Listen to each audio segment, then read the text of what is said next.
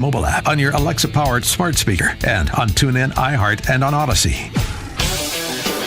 If you're looking for the latest news, insight into what it means, and the sharpest opinion, there's only one station in Chicago where you can turn, and it's this one. We're AM 560. The Answer.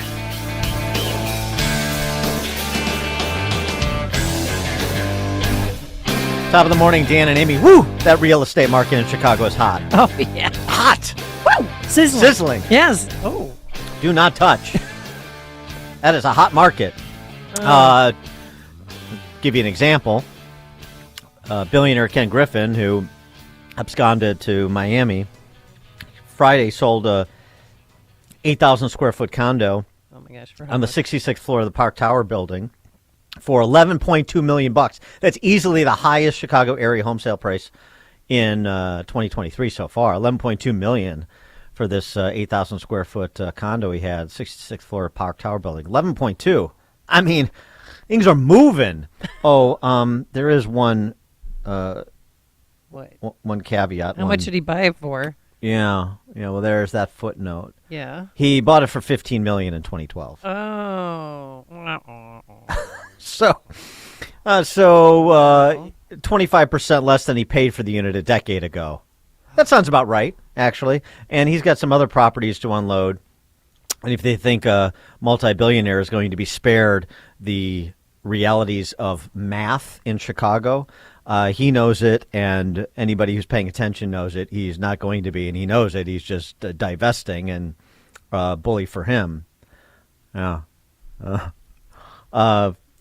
In October, he sold his 5-bedroom, 7,400 square foot condo on the 37th floor of the Waldorf Astoria for $10.2 million. Okay.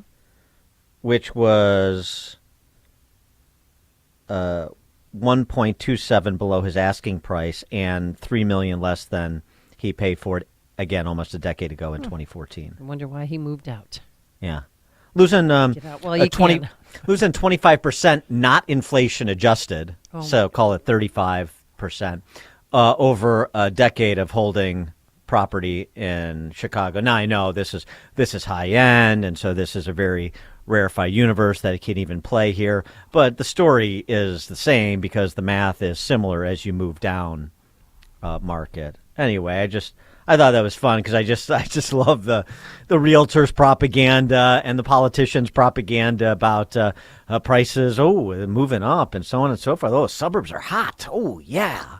Okay, I'll tell you what. You go long Chicago real estate and talk to me in 5 years and let me know how it's going. For more on this and other matters, pleased to be joined by Fox Business Analyst and proprietor of Brantz and Palatine. He is Jim Iuorio. Jim, thanks for joining us. Appreciate it. Thanks for having me. Are you taking your money out of the market and going long Chicago real estate? You picking up any of Ken Griffin's properties by chance? No, I haven't yet.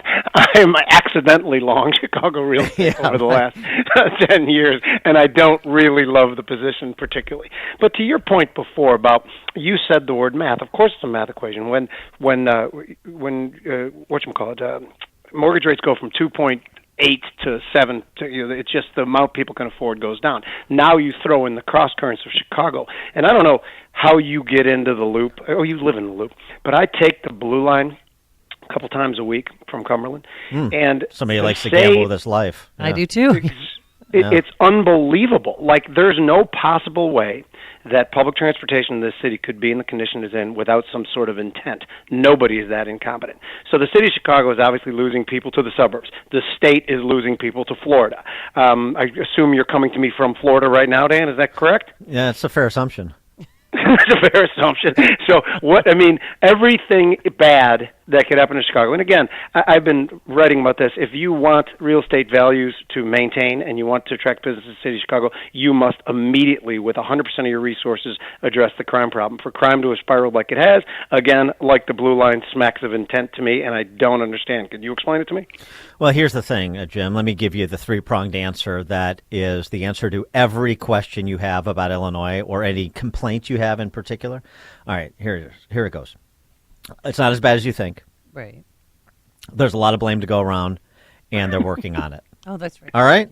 So well, the there you funny go. thing about this is that I got tons of blame to go around. Personally, I can start pointing fingers at a lot of public officials and wonder what the hell they're actually doing. But whatever. Oh, no, what they're doing, I don't know if you know, Governor Pritzker, he's in Davos, Switzerland at the World Economic Forum, touting They'll and, fix everything. ready for this, promoting and touting Illinois' accomplishments on the world stage. Yeah. I mean, what in God's name could he be He's talking a about? great ambassador. He's a great ambassador for the state. Things are going well. Yeah. But the thing is that, like, we can talk about this and laugh about this, but obviously from the election, there's a lot of people who believe this nonsense. And what every day it seems like a fight, just trying to slap people and say, "Do you understand what's really happening?" And Davos, what in the world could Davos possibly do to make the life better of an average American?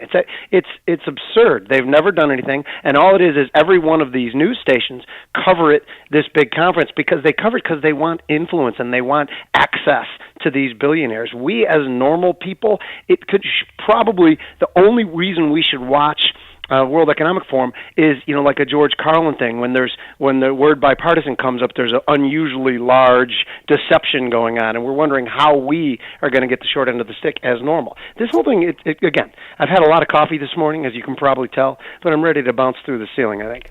All right, let me have you weigh in on this debate that's raging between Blackrock and Goldman Sachs. Talk about no white hats in this standoff.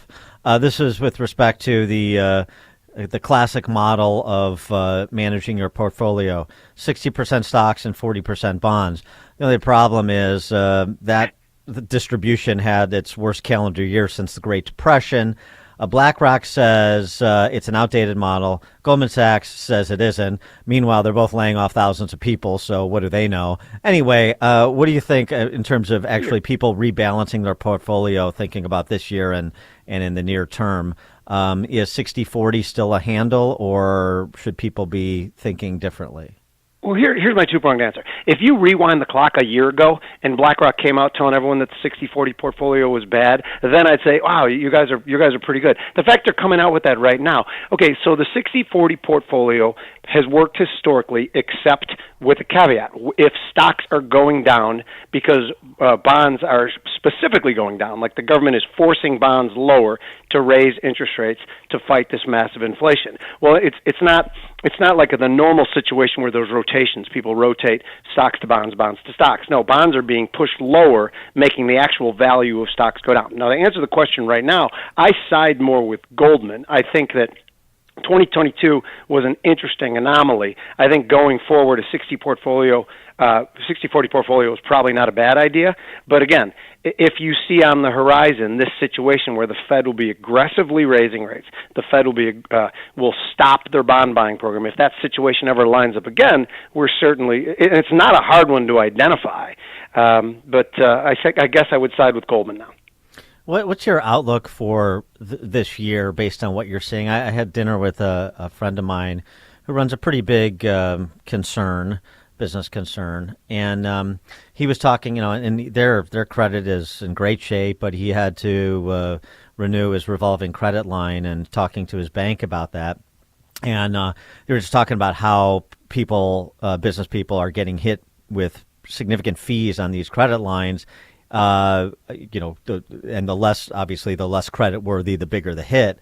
But he seemed to take from that banks are not expecting good times to be in the offing, and so they're sort of they're making it up with these fee arrangements with respect to existing customers. Yeah, I think I'm old enough to remember the 70s, and standard of living was much, much different. I mean, I believe we had 3 cars at our house. None of them actually worked, and we just bring parts and duct tape from one car to get one running. I see a return to a much lower standard of living. And the reason being is that, so just think of where the Fed and the federal government, this being at loggerheads right now. The Fed wants to be done raising rates. The federal government keeps doing everything it can to make that more difficult with profligate spending and being completely irresponsible on their end. In the last 6 months alone, passed 3 different bills that are extremely irresponsible in spending, inflation fueling. So rates can't particularly go lower because of the government, but they can't particularly go higher because of what you just mentioned. So many people who are having to roll into new credit at much higher levels. Not just government, but tons of people have revolving debt. So when that happens too, so that's going to be a drag on the economy. But the Fed can't lower rates to meet that because the government still keeps spending money stupidly, and it creates demand, and not demand in the right places. It always kind of shoots off to idiotic places, like we saw in them inflating real estate bubbles pretty much twice now. So what I see is a recession, or something that looks like a recession that could possibly last 2 or 3 years. And until we can figure out energy policy number one on the list and make energy cheap for people, that will be the thing that can bring us out of this, and we're moving in the opposite direction of that right now, obviously. But the thing that could bring us out of that is, going more toward nuclear power, going more toward making energy cheap for everybody. And if we can do that, that's how we come out of it, but it's going to take years, in my opinion. So inflation's we're not going to see 3% in 2024. We're looking at price stability at 5%. 5.5%? I would say I would hope 4%. The thing is really interesting about the latest round of CPI too. Did you see that food and energy are the two highest things? So food and energy are also the two least responsive to rate hikes, unless those rate hikes are going to completely destroy the whole economy with a massive recession. Those things are very, very sensitive to regulation. And guess what's happening? More and more regulation. Just today, Oxfam at that stupid Davos conference started talking about how there should be a windfall tax on food producers globally. So we want more food, yet they're going to punish entrance into that market. So to think that they're arguing against our best interests, I think, is a very easy argument to make. But those things, remember, so food and energy stays high because of stupid government, and those are the things that actually people buy every day. So you don't buy a used car every day, and you don't buy a house every day. So the fact that those things are coming down in price is all well and good, but that doesn't really affect the average Americans much. So, Jim Iuorio, I follow you on Twitter, and you tweeted something yesterday. Boston is one of my favorite cities. Love the people, culture, and history. That said, I plan on mercilessly ridiculing the moronic MLK statue, or whatever it's supposed to be. What kind of reaction have you gotten from that tweet?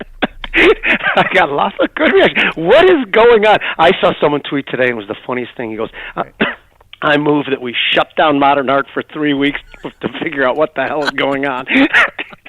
I almost spit my coffee out.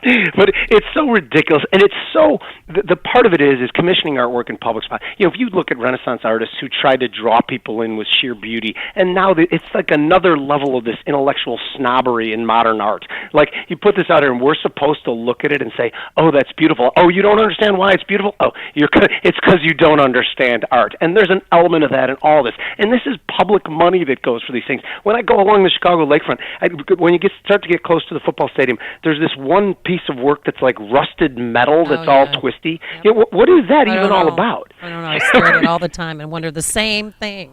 Hey, Iuorio, you're a financial analyst. Stay in your lane. No, make hamburgers. You're a financial analyst. Just stay in your lanes. Hold it, though. I can make this financial. Leave the art to the This is government money. Yeah, well, no kidding. $10 no million kidding. Actually, for that bad boy. We mentioned earlier in the show an op-ed over at Compact Magazine by Seneca Scott, who's actually a cousin of Coretta Scott King. And his commentary, the sculpture is an especially egregious example of the woke machine's callousness and vanity. So the reviews are coming in, and they're pretty decidedly against the Well, you know what I want to be, though? I would love to be the Boston government officials who commissioned this artwork, who were standing there when the sheet came off, and were like, yeah, it's beautiful. Yeah, right. Right. You have to look at it from this angle to see. Like, now do you see it? Now do you? Jim Iuorio, financial analyst, Fox Business, proprietor of Brandt's Restaurant in Palatine. Jim, thanks as always. Thank you, guys. Thank you, and he joined us on our turnkey.pro answer line. Connect with Dan and Amy on the AM 560 The Answer mobile app. Just text the word app to 64636 to download the app today. The following is a paid political announcement. Why not Willie Wilson for mayor of Chicago? The criminals won't like Willie Wilson in the mayor's office. Fighting crime is Willie Wilson's first priority. The city isn't safe. The city streets, the CTA, are not safe. Willie